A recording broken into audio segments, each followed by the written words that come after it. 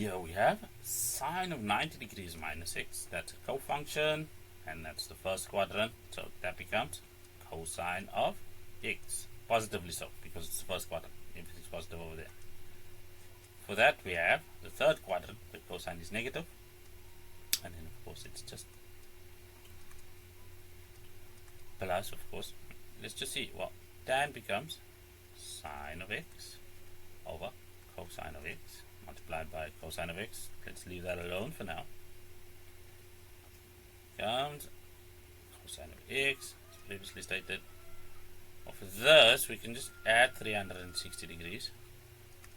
And that becomes sine of x plus 180 degrees.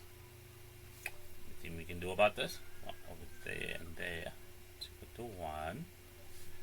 What are we left with? Well, negative cosine squared of x plus sine of x.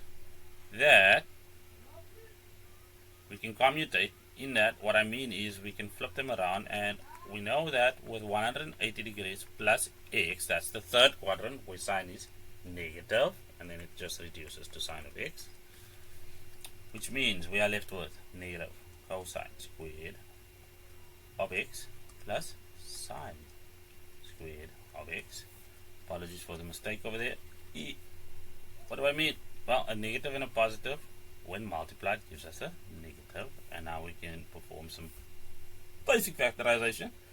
Well, these two terms have a common factor of negative 1, and then we are left with cosine squared of x plus sine squared of x.